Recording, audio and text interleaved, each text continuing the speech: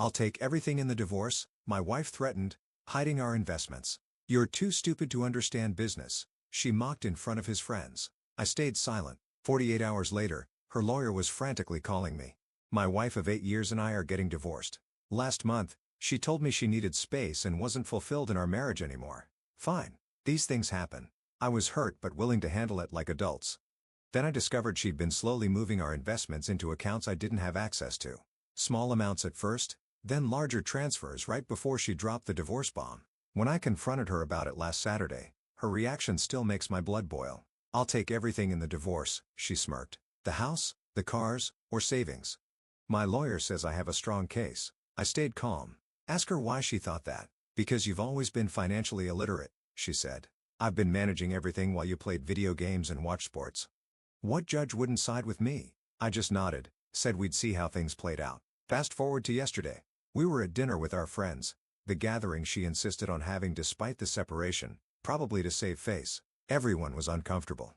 3 drinks in, my wife started mocking me openly. He doesn't even know what assets we have, she laughed. You're too stupid to understand business. That's why I handle everything. Our friends looked mortified. I just smiled, excused myself, and texted my brother to pick me up. Left without saying goodbye. What my wife doesn't know is that before we got married, I worked in financial forensics for 5 years. I literally helped track hidden assets in high-profile divorce cases before switching to software development. I never discussed my previous career much because it wasn't relevant to our daily lives. I spent the last 2 weeks documenting every account, every transfer, every conversation. I hired my old boss as my attorney, one of the top divorce lawyers in the state. I've captured screenshots of her moving money, recorded her admissions, and tracked down the offshore account she thought I'd never find. This morning, her lawyer called mine, frantically asking for an emergency meeting. Apparently, they just discovered my employment history and realized what they're up against. I'm sitting in my car outside my attorney's office right now, watching my phone blow up with text from my wife. The latest one, we need to talk ASAP. I think there's been a misunderstanding. No, there's been no misunderstanding. She showed me exactly who she is, and I believed her. Now she's about to learn that sometimes the stupid spouse isn't so stupid after all. I'll update after the meeting. Edit. Holy crap. This blew up overnight. Thanks for the support, everyone. To answer some common questions, 1. Yes. I have backups of everything stored in multiple secure locations. 2. No. I'm not looking to take everything from her. Just my fair share. 3. We don't have kids, thankfully. Meeting is in 30 minutes. We'll update when I can. Update 1. First, thanks everyone for the overwhelming support. Didn't expect my post to blow up like that. The past 48 hours have been absolute chaos, but I promised an update, so here it is. The meeting with the lawyers was something else. I arrived early and waited in my attorney's office. Wife and her lawyer showed up right on time, her eyes red but chin up. Classic her. My attorney didn't waste time. He laid out everything we had, detailed records of every account she'd opened or transferred money to over the past 7 months, including 2 offshore accounts in Belize and the Cayman Islands. The color literally drained from her face with each document slide. These transfers constitute clear attempts to hide marital assets, my attorney said. We've also documented numerous instances where your client made disparaging comments about my client's financial acumen while actively concealing these accounts. Her lawyer kept glancing nervously at the evidence pile. Perhaps we should discuss this privately with our clients, he suggested. No need, I said. I'm comfortable hearing everything. Wife finally spoke up. This is ridiculous. I was just protecting her assets. From whom? My attorney asked. That's when her lawyer whispered something to her, and I watched the realization hit her. They were screwed. She switched tactics immediately. Baby, this is all a misunderstanding, she said, reaching for my hand. I was just reorganizing things. I pull my hand back. The judge will find that interesting, especially with the recordings. What recordings? Her lawyer asked sharply. My attorney smiled. My client has audio recordings of your client explicitly stating her intention to hide assets, mocking him for being too stupid to find them, and detailing her plan to take everything in the divorce. Her lawyer looked like he'd swallowed something sour. We'll need to verify the legality of these recordings. Single-party consent state, my attorney replied, completely admissible. The meeting ended with her lawyer asking for time to reassess their position. As we were leaving, wife grabbed my arm in the hallway. Why are you doing this? She hissed. You're supposed to be the nice one to push over. I just looked at her. That's your first mistake. You never really knew me at all. When I got home, I found she'd been there, clothes thrown around, drawers emptied. Classic tantrum behavior. This morning, Her lawyer called again requesting a settlement conference. They're suddenly eager to resolve this amicably. My attorney thinks they're in damage control mode, especially since wife's father is a prominent businessman in our community.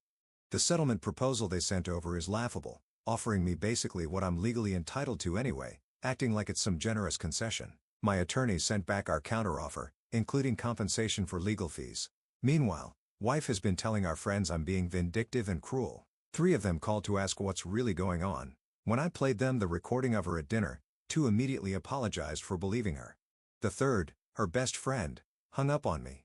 The most surprising call came from father-in-law this evening. I raised her better than this, he said, sounding tired. I don't know what she was thinking. Neither do I tbh. I never gave her any reason to think I'd try to take advantage of her in a divorce. We could have just split things fairly and moved on. Today, I'm packing up and moving in with my brother temporarily. I don't trust her not to pull something while this plays out. It's strange. I'm not even angry anymore. Just disappointed and tired. The woman I loved for 8 years never really existed. Her latest text, "You made your point. Let's just stop this before we destroy each other." Too late for that. She pulled the pin on this grenade. I'm just making sure I don't get caught in the blast. We'll update again when there are significant developments. Update 2. It's been 2 weeks since my last update, and things have moved faster than I expected. Buckle up. After our lawyers' meeting, wife realized her take-him-for-everything strategy had backfired spectacularly. She switched to Plan B, reconciliation. I started receiving flowers at work, handwritten letters about how she'd made a terrible mistake, and even a surprise visit to my brother's place where she was crying on the doorstep. My brother, bless him, just stood there with his arms crossed. "He's not available," he said, then closed the door. The text barrage that followed was something else. "I can't believe you're being so cold. After 8 years, I deserve a conversation at least. You're acting like I committed some horrible crime." I didn't respond, just forwarded everything to my attorney. Meanwhile, the financial investigation kept uncovering more layers. Turns out wife had been planning this for longer than I thought. Almost a year of methodical transfers, account setups, and consultations with financial advisors about protecting assets from a spouse. One of those advisors actually reached out to my lawyer with documentation after he realized what she was trying to do. The real bombshell dropped 3 days ago. My attorney called with news. "Your wife's lawyer just withdrew from representing her. Apparently, she lied to her own attorney about several accounts. When he discovered this, after our settlement talk stalled, he couldn't continue representing her without being party to fraud." This sent her into a tailspin. She showed up at my workplace, creating such a scene that security had to escort her out. Last night, I got a call from her sister, who I've always been cool with. "I'm so sorry," she said. "I had no idea she was doing this." According to her sister, wife had been bragging to their family about how she was securing her future and how I was too trusting to question her. The most surreal part? Wife's new lawyer, yes, she found someone else, called mine, claiming I had coerced her into making those recordings by manipulating her emotions. My attorney actually laughed. "So your client was manipulated into admitting she was hiding assets by the man she described as too stupid to find them?"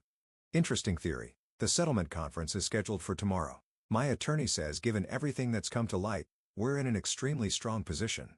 Father-in-law called again today. He sounded defeated. "She's always been stubborn," he said. "When she realized what you used to do for a living, well, I've never seen her so angry. She feels like you tricked her by not discussing a previous job?" I asked. "By letting her underestimate you," he replied.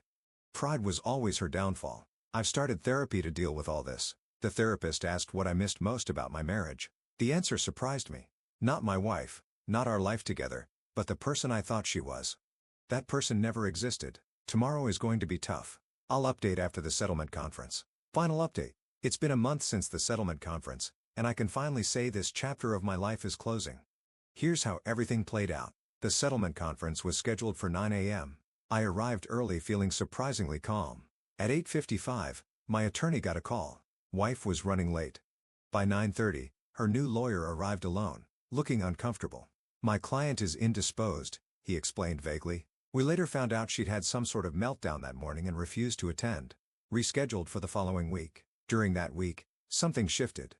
Maybe reality finally sank in, or maybe her parents intervened. When we reconvened, wife was a different person. Subdued, almost shell-shocked. She barely spoke, just nodded as her lawyer presented their revised settlement offer. The terms were fair. Better than fair, actually. A clean 50-50 split of our legitimate marital assets with her returning all the hidden funds to be divided properly. I would keep my retirement accounts intact. She would keep the house with an equalization payment to me, and we'd each take our own vehicles. She also agreed to cover 70% of my legal fees. As we were signing the preliminary documents, she finally spoke directly to me. "I don't understand why you didn't fight back sooner," she said quietly. "All those times I made decisions without you or talked over you with our friends, you just took it. I respected you. I thought we were partners making joint decisions. I never saw it as letting you do anything." She looked away. "My dad always said I was too controlling. I thought he was being sexist." "Sometimes it's not about gender," I replied. "It's just about respect." After the papers were signed, her lawyer left quickly. Wife lingered, seeming lost. "For what it's worth," she said finally, "I didn't start hiding money because I stopped loving you. I started because I was scared of ending up with nothing." "So you decided to do the destroying first?" I asked. She had no answer for that. Father-in-law was waiting in the lobby. He gave me a firm handshake. "You handled this with more grace than she deserved," he said. "I want you to know we don't blame you."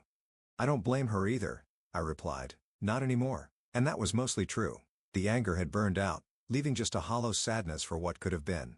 The divorce was finalized last week, record speed, thanks to our agreement. I moved into a new apartment, started reconnecting with friends I'd lost touch with, and even joined a hiking group. My therapist says I'm processing things in a healthy way. The financial aftermath was significant but not devastating. I recovered most of what was rightfully mine. The offshore accounts have been closed. The hidden funds returned and divided. My credit took a hit, but it's improving. The social fallout has been mixed. Some friends chose sides, mostly hers. Others have tried to stay neutral. Her family, surprisingly, has maintained contact. Her sister texts occasionally to check on me, and father-in-law invited me to golf next month, saying divorce ends marriages, not all relationships. As for my ex-wife, I heard she's selling a house and moving to another state, possibly to work for a cousin's business. Yesterday, I received a handwritten letter from her. It was short. "I'm sorry for who I became in our marriage and how I treated you. You deserve better. I'm getting help to understand why I did what I did. I don't expect forgiveness, but I needed you to know. I haven't decided if I'll respond. Some closure is better left unchallenged." The strangest part of all this? I'm okay, better than okay. There's a certain freedom in discovering your worst fears and surviving them. I thought losing my marriage would destroy me, but it didn't. I thought discovering my wife's betrayal would break my heart irreparably. But hearts are tougher than we think. Last week, a colleague asked if I regretted hiring such an aggressive attorney given how much it cost. I told her what my therapist told me. Sometimes the price of peace is standing your ground. I stood my ground. I got my peace.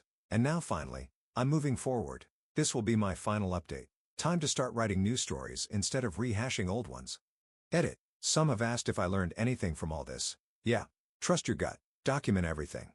And remember that letting yourself be treated with respect isn't being a doormat. Also, how someone treats you says more about them than it does about you.